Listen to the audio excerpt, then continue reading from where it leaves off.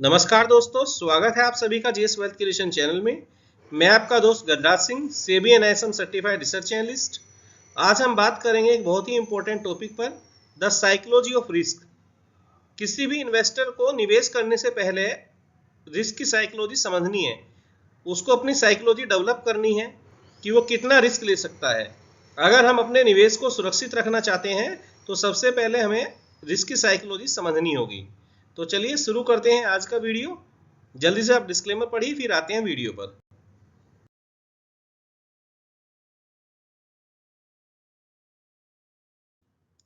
Risk की psychology को समझने के लिए हम डिस्कस करेंगे एलिफेंट इन्वेस्टर, गजेल इन्वेस्टर।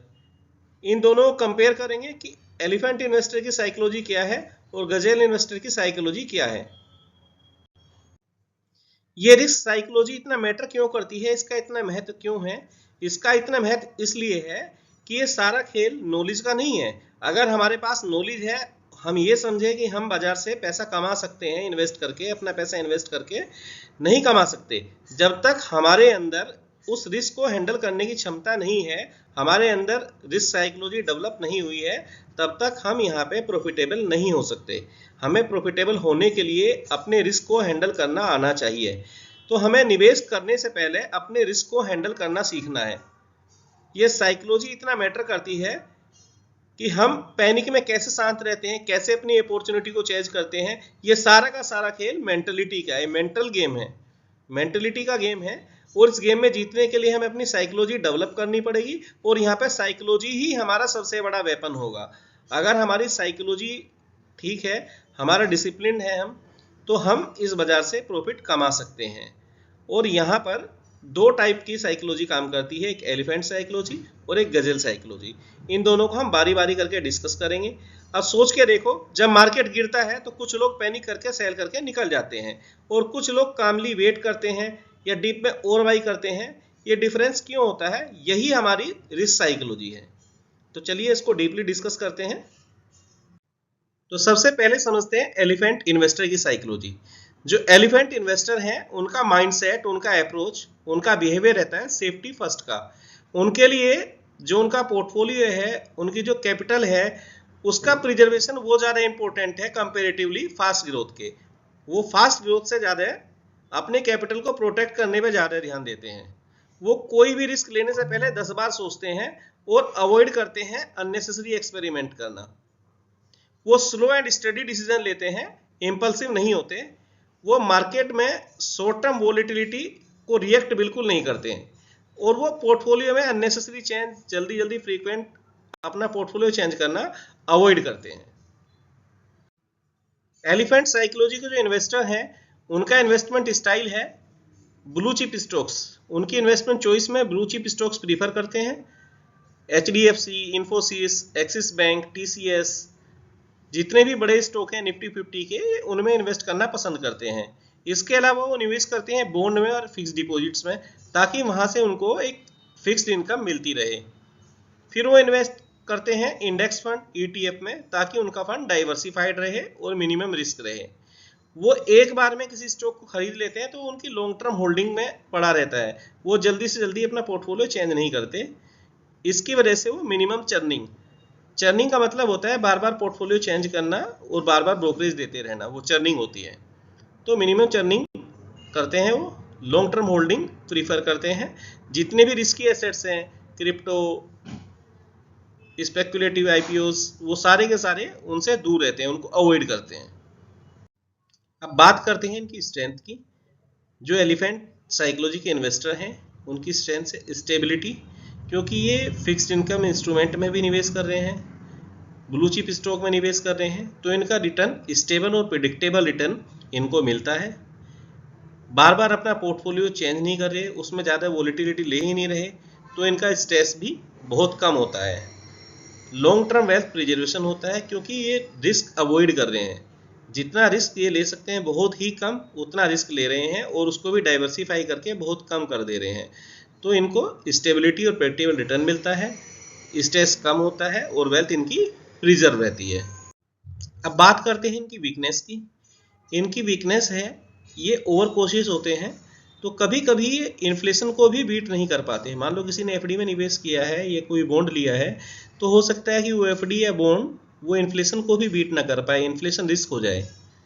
ये फास्ट ग्रोथ अपॉर्चुनिटी को मिस कर देते हैं। अब जैसे कोविड के बाद से जो बुल रन स्टार्ट हुआ है, तो कोई स्टॉक 5 गुना हो गया, कोई स्टॉक 10 गुना हो गया, कोई स्टॉक डबल हो गया, कोई स्टॉक ट्रिपल हो गया, पर वहां से इन्होंने फास्ट ग्रोथ अपॉर्चुनिटी को मिस कर देते हैं। जैसे कि किसी ने रिलायंस को होल्ड करके रखा है 10 साल से, या एसआईपी म्यूचुअल फंड में चल रही है, तो वहां पर उतना रिटर्न नहीं मिला है, तो फास्ट ग्रोथ अपॉर्चुनिटी इनसे मिस हो जाती है।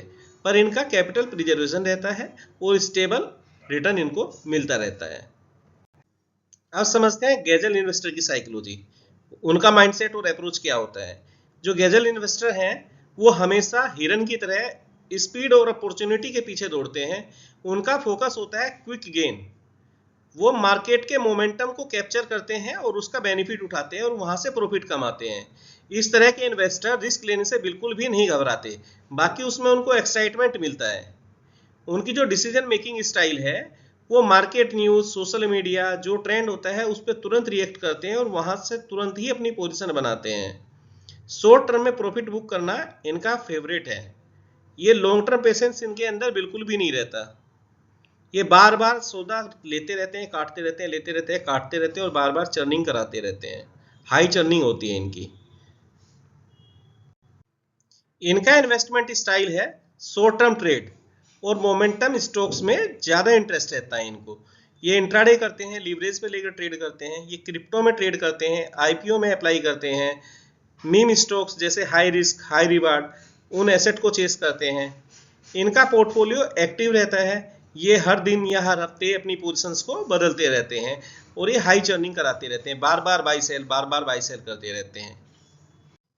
जो गैजल साइकोलॉजी के इन्वेस्टर हैं उनकी स्ट्रेंथ होती है हाई पोटेंशियल गेन, क्योंकि रिस्क बहुत लेना पसंद करते हैं तो इनको रिवार्ड भी मिलता है उनका, क्योंकि रिस्क रिवार्ड हमेशा एक दूसरे के प्रोपोर्शनल है। जितना ज्यादा रिस्क लोगे उतना ही आपका गेन होगा, तो इनको हाई पोटेंशियल गेन होता है। और ये वेल्थ भी अपनी क्विक क्रिएशन करते हैं, क्योंकि जितना ज्यादा रिस्क ले रहे हैं उतना ज्यादा गेन हो रहा है, तो इसलिए इनकी वेल्थ क्विकली क्रिएट होती जा रही है। और ये वोलेटिलिटी में थ्राइव करते हैं। थ्राइव का मतलब होता है कि उसमें भी कॉन्फिडेंट और एनर्जेटिक फील करते हैं अपने आप को। इनकी वीकनेस को डिस्कस करते हैं। इनकी वीकनेस क्या है? Emotional stress. इनको इमोशनल स्ट्रेस बहुत ज़्यादा होता है, क्योंकि हर दिन के अप एंड डाउन्स देखते रहते हैं तो इनका प्रेशर पड़ता है, उसकी वजह से इनको इमोशनल स्ट्रेस आ जाता है। दूसरा बर्नआउट, ज़्यादा ट्रेडिंग और लॉस की थकान से डिमोटिवेट हो जाते हैं, बर्नआउट हो जाता है। रिस्क ऑफ बिग लॉस, अगर इनका गलत डिसीजन हो जाए, जितना इम्पल्सिव डिसीजन लेते हैं अगर वो गलत हो जाए तो बहुत बड़ा लॉस हो सकता है। जैसे कोविड में डिप्स पे बाई करते गए, और अगर वहां पे डिसीजन गलत रह जाता, मार्केट और नीचे चली जाती, तो बड़ा लॉस हो सकता है। क्योंकि बड़ा रिस्क लेते हैं तो बड़ा लॉस होने के भी चांसेस रहते हैं, तो रिस्क है बड़े लॉस होने का। ये इनकी सारी वीकनेस है। इसके पीछे की साइकोलॉजी समझते हैं। जो एलिफेंट साइकोलॉजी के इन्वेस्टर हैं उनका माइंडसेट होता है fear of loss greater than desire of gain, यानी कि उनमें खोने का डर ज्यादा होता है।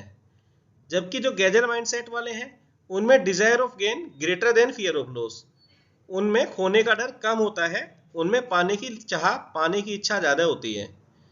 ये इन्फ्लुएंस किससे होते हैं? सबसे पहले तो पर्सनैलिटी सबकी अलग होती है। जो कूल एंड काम पर्सनैलिटी के हैं वो एलिफेंट माइंडसेट के होते हैं। जो एडवेंचरियस है, जिनको कुछ थ्रिल चाहिए, वो गैजल माइंडसेट के होते हैं। दूसरा एज एंड रेस्पॉन्सिबिलिटी, फैमिली की रेस्पॉन्सिबिलिटी है या बैचलर लाइफ स्टाइल है, तो जिनके पास फैमिली की रेस्पॉन्सिबिलिटी आ गई, जिनकी एज होगी, तो उनको automatically he fear of loss ज़्यादा होगा, क्योंकि उनके पास ज़्यादा रेस्पॉन्सिबिलिटी है। अगर बैचलर है या कम एज है, अर्ली एज है, वहाँ से आप इन्वेस्टिंग स्टार्ट कर रहे हो, तो ऑब्वियसली फियर ऑफ लॉस कम होगा, डिजायर ऑफ गेन ज़्यादा होगा, क्योंकि आपके पास टाइम भी ज़्यादा बचा हुआ है और आपके पास रेस्पॉन्सिबिलिटी भी कम है।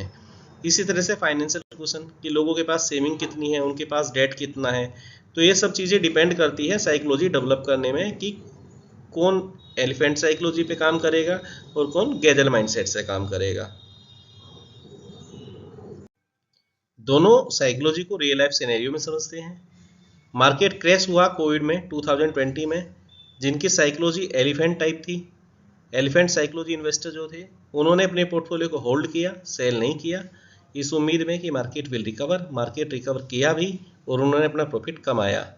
पर जो गैजल टाइप के इन्वेस्टर थे उन्होंने हर डिप्स में बाई किया, एग्रेसिवली बाई किया और उस रिबाउंड को राइड किया और उन्होंने मल्टी बैगर बनाए अपने स्टॉक्स को। उन्होंने बहुत अच्छा प्रॉफिट कमाया कंपेरेटिवली टू एलिफेंट साइकोलॉजी के। इसके बाद बुल रन स्टार्ट हुआ 2021 में। जो एलिफेंट साइकोलॉजी के थे वो इन्वेस्ट रहे सेफ फंड में या सेफ स्टॉक्स में इन्वेस्टेड रहे, बट जो गैजल्स इन्वेस्टर थे वो आईपीओज आ गए, आईपीओज में लिस्टिंग गेन कमाया, मीम्स टोकन आ गए, क्रिप्टो आ गई, स्टॉक्स में जो स्मॉल कैप जो मल्टी बैगर स्टॉक्स थे उनमें उन्होंने पैसा लगाया और अपने पैसे को मल्टी फोल्ड किया। उन्होंने जितना एलिफेंट साइकोलॉजी वालों ने कमाया उससे कहीं ज़्यादा पैसा गैजल इन्वेस्टर कमाए। तो दोनों की साइकोलॉजी में डिफरेंस है।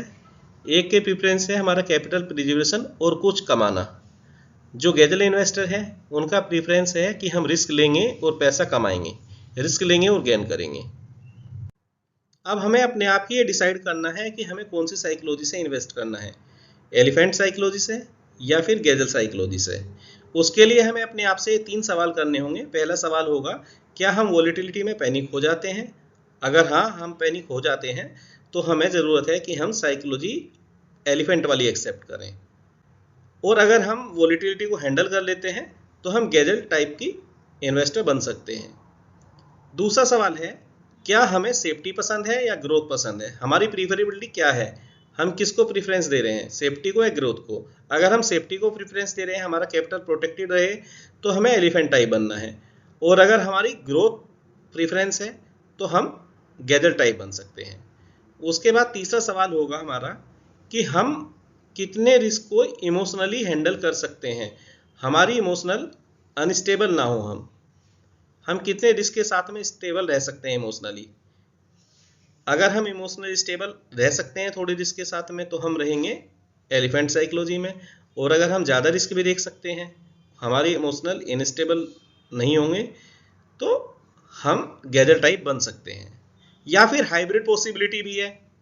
हमारा जो कोर पोर्टफोलियो है, जो मेन पोर्टफोलियो है, हम उसको म्यूचुअल फंड, एफडीज या ईटीएफ उनमें इन्वेस्ट कर सकते हैं, और बचे हुए अपने पोर्टफोलियो का कुछ हिस्सा उसे हम ट्रेडिंग में लगा सकते हैं, उससे हम डे ट्रेडिंग कर सकते हैं, उससे हम क्रिप्टो में इन्वेस्ट कर सकते हैं, उससे हम आईपीओ में इन्वेस्ट कर सकते हैं, उससे हम एग्रेसिवली बाइंग कर सकते हैं जिसपे हम रिस्क ले सकते हैं। पर वो हमारा हिस्सा कोर पोर्टफोलियो नहीं होना चाहिए। हमारा main portfolio mutual fund, FDs, ETF ये सब होने चाहिए। तो बेस्ट स्ट्रेटजी ये रहेगी कि हम दोनों साइकोलॉजी के बीच में बैलेंस बना के चलें। एलिफेंट साइकोलॉजी को यूज करें हम अपने वेल्थ प्रिजर्वेशन के लिए, अपनी कैपिटल प्रोटेक्शन के लिए, और गैजल साइकोलॉजी को यूज करें हम अपने वेल्थ एक्सीलरेशन के लिए। सजेस्टेड स्ट्रेटजी ये रहेगी, जो हमारा पोर्टफोलियो है उसका 70% हम as a elephant psychology use करें, और जो 30% है उसका हम गैजल साइकोलॉजी में यूज करें। और इसके अलावा हम अपने रिस्क एपेटाइट को भी हमें समझना है। अगर हम अर्ली एज में हैं तो हम 70-30 फॉलो कर सकते हैं, और अगर हम रिटायरमेंट एज में हमारे पास रिस्पॉन्सिबिलिटी ज़्यादा है तो हम इसको 80-20 भी कर सकते हैं। ये एक मैं एग्जाम्पल के लिए दिया है, ये कोई इन्वेस्टमेंट एडवाइस नहीं है। हमें अपनी रिस्क एपेटाइट को समझना है, क्योंकि जैसे जैसे हमारी एज बढ़ती जाती है हमारे पास रेस्पॉन्सिबिलिटियाँ बढ़ती जाती हैं, और जैसे जैसे रेस्पॉन्सिबिलिटी बढ़ती जाती है उतना ही हमारा रिस्क टेकिंग क्षमता कम हो जाती है, उतना ही हमें रिस्क कम लेना चाहिए। हम अपने पैसे को दांव पे नहीं लगा सकते, क्योंकि हमें उससे रिस्पॉन्सिबिलिटी का भी निर्वहन करना है। तो हमें अपनी साइकोलॉजी समझनी है और अपने पोर्टफोलियो को उसके अकॉर्डिंगली ही डिज़ाइन करना है कि हमें कितना सेफ रखना है और कितने पे रिस्क लेना है। सो कंक्लूजन यही है, कोई भी स्टॉक टिप या नॉलेज हमें सफलता तब तक नहीं दिला सकती जब तक हमारा रिस्क साइकोलॉजी डेवलप नहीं होगी। हमारी रिस्क साइकोलॉजी ही डिसाइड करेगी कि हम एक प्रॉफिटेबल इन्वेस्टर या प्रॉफिटेबल ट्रेडर बन पाएंगे या नहीं। और कोई भी स्टाइल बेटर नहीं है। हम कहें कि गैजल साइकोलॉजी बेटर है या हम कहें कि एलिफेंट साइकोलॉजी बेटर है, कोई भी स्टाइल बेटर नहीं है। वो डिपेंड करती है हमारे गोल पे, हमारी रिस्क एपेटाइट पे और हमारी रेस्पॉन्सिबिलिटीज पे। उसी के हिसाब से हमें डिसीजन लेना है कि हम किस साइकोलॉजी को चूज करें। और फाइनल लाइन यही है कि अंडरस्टैंडिंग साइकोलॉजी बिफोर इन्वेस्ट। हमें निवेश करने से पहले अपनी साइकोलॉजी को समझना है और अपनी साइकोलॉजी को डेवलप करना है, उसके बाद ही निवेश करें, तभी हमारा निवेश सुरक्षित है, नहीं तो हमारा निवेश डूब जाएगा। हमें निवेश करने से पहले अपनी साइकोलॉजी को बिल्डअप करना ही है। आज की वीडियो में इतना ही। आई होप ये वीडियो आपको पसंद आया हो। अगर आपको ये वीडियो पसंद आया है तो वीडियो को लाइक कीजिए, कमेंट्स कीजिए, जीएस वेल्थ क्रिएशन चैनल को सब्सक्राइब कीजिए। Invest smart, stay inform and grow your wealth with confidence. मिलते हैं नेक्स्ट वीडियो में। Thank you so much. Till then, bye bye.